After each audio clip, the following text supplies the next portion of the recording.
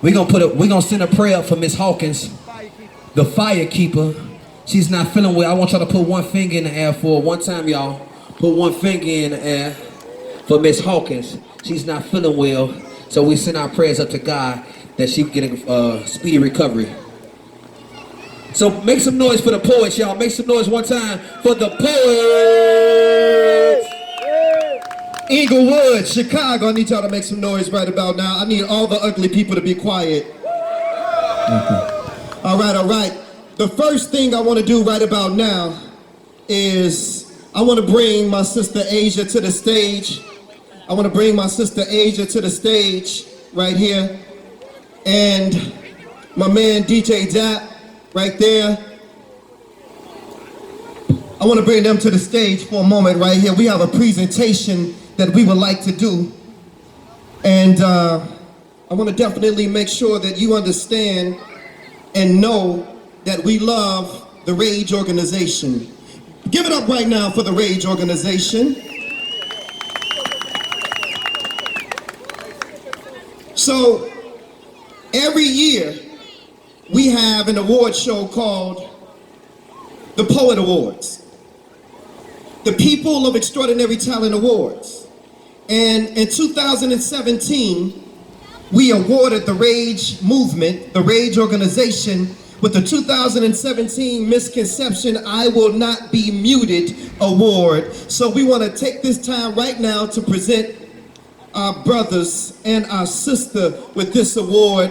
Mr. Super Duper, come on and accept on behalf of the R.A.G.E organization. Give them a nice round of applause. DJ Dap, come on, brother. Y'all can do better than that. They do a lot of good work in the community. That's what I'm talking about. Speech. Thank you. All right. All right.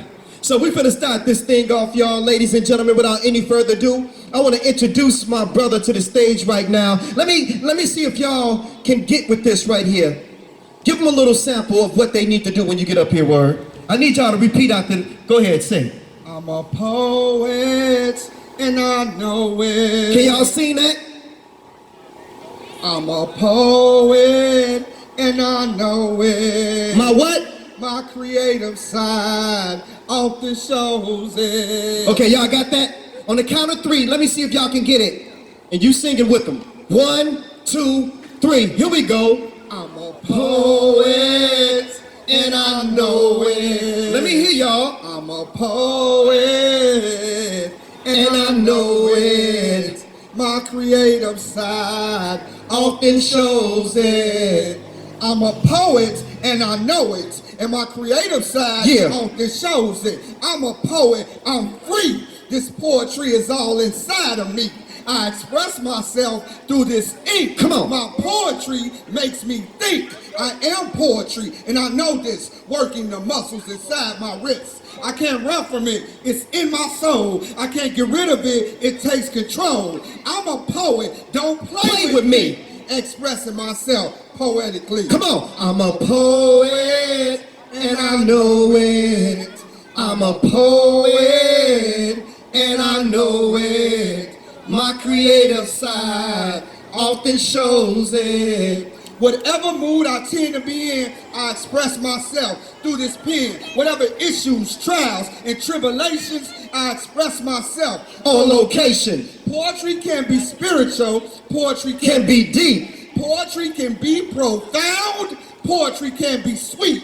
Poetry can be joyful. Poetry can be meaningful. Poetry is my therapy. Poetry is how I breathe. It's in my heart. It's in my mind. Comes through my flesh. Creative time. I'm a poet and I know it. Come on. I'm a poet and I know it. My creative side often shows it. Loving this positive energy that flows from my head to my feet. Lyrical wordology bouncing through my brain, making these ink droplets on paper stain. A figure of speech, a metaphor, expressing myself and nothing more. Come on. Feelings and emotions coming through the pen hitting the paper until I'm back again. I'm a poet until I die. I'm known as Word Warrior. And where you from? And I'm from the side. Thank you. Give it up for Word Warrior, y'all. Ladies and gentlemen, please put your hands together for Inglewood's own Lady Joe. Let's go. Our hair may not blow in a gentle breeze or bounce when we move, but it is our crown and glory. They may laugh at the hues that don our hair and frown at the sight of our draping dreads. But little do they know, our hair tells stories of old. Our skin, from the lightest brown to the darkest black, it petrifies their souls. But little do they know, we are not our skin. And skin, like hair, it is just the covering of our bones. And yes, we are dressed in the finest of threads. We walk with strength. We stand on grace. And like the ocean, we do not kneel. Give it up for y'all. Lady Joe is in the building. Ladies and gentlemen, please put your hands together for Mr. Soliloquy, the scribe.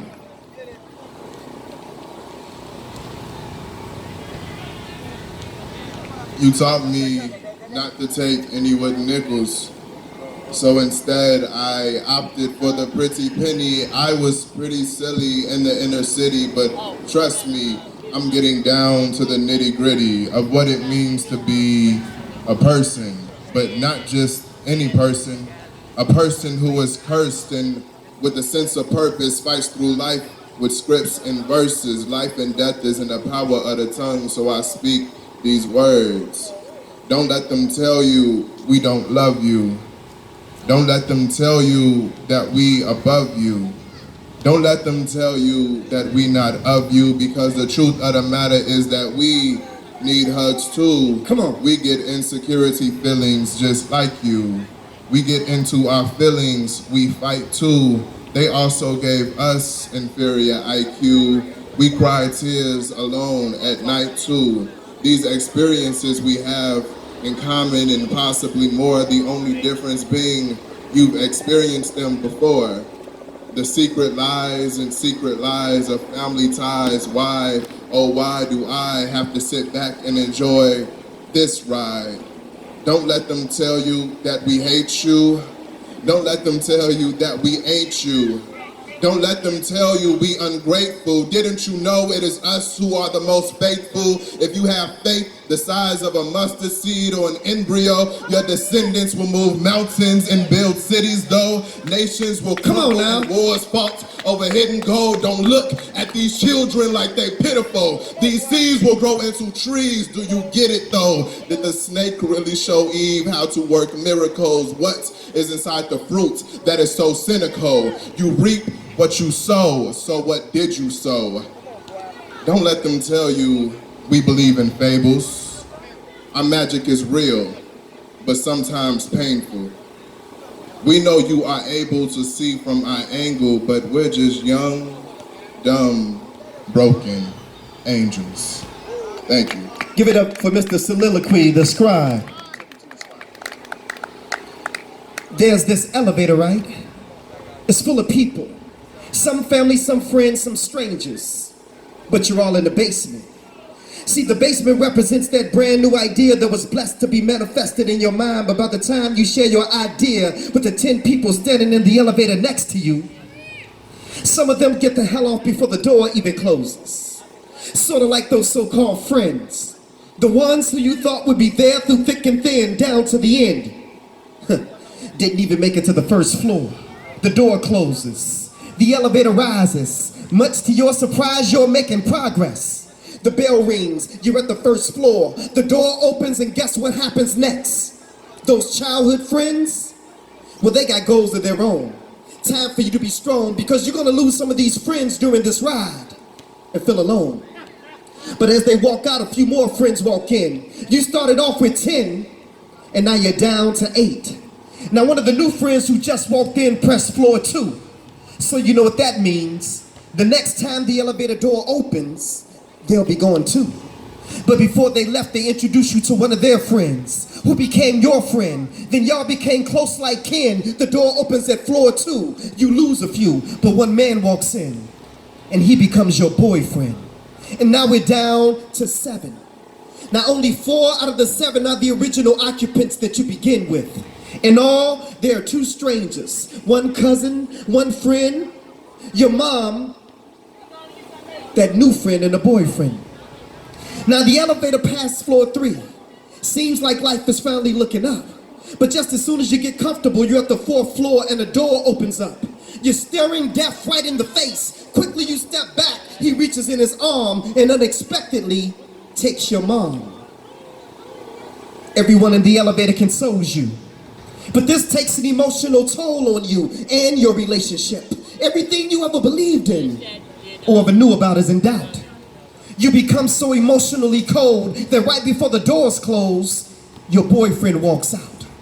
What's to expect by floor 5? Now what just happened on the 4th floor was a game changer, but by the time floor 5 arrives, you will lose one of those strangers. But before he leaves, he whispers to you, "There's something that I hope that you see." She said, "What's that?" That God wants you to go through everything that you're going through in order for you to get to where he wants you to be. He leaves. 4 remains. Only 1 more floor to go. But between the 5th and the 6th floor, you notice something. The other stranger reaches around you and hits the stop button. Everything is frozen except you and him. He says, "It's time for us to talk." Now I've been here since the beginning and I've seen everything that happened, and not once did you ever acknowledge me. I even gave you words of comfort when you lost your mommy. I thought at that point you would want to get to know me. Look around. Out of the 10 that you started out with, there's only a few. Now you have a choice or 2. You can continue on. Use the experience of what you've been through to help heal, or you can do what you've been thinking, go in that purse and take those pills. She said, "No, I want to live." Then you need to learn how to forgive. She now knew who she was talking to. She takes a deep breath and asks for forgiveness, but he said, "I'll forgive you when you learn how to forgive yourself." He pressed the button. The bell rings. The door opens at the 6th floor. To your surprise, your ex-boyfriend is standing there, offer you his hand. You turn right around, look at that man right in the face and smile. See, Chicago, out of the many people that come into your life, you're going to lose the majority. Expect for the ones closest to you to disappoint you, let you down, betray you, but don't you change. Stay you. And at the end of the day, when you place your family and friends before God, he will remove them to show you that he's a jealous God, and none should be placed before him. Trust him to know that he will replace everything stolen, restore everything lost, and heal everything broken. See, in life, you're gonna have some knockdowns on the way up. But it's not about how many times you get knocked down. It's about how many times you get back up. Thank y'all so much. We are the P.O.E.T organization. Give it up for the enforcer, Inglewood legend, Big Mike, y'all. Give it up. Give it up for the loud poet, aka Poetry Crazy, Mr. Word Warrior. Give it up for Inglewood's own and also National Spoken Word Award winning Best Up and Coming Poet 2017, Lady Joe.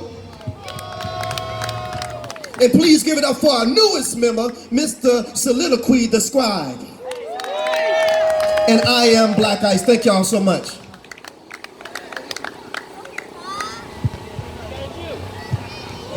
Once again, y'all put y'all hands together for the poets. Indeed.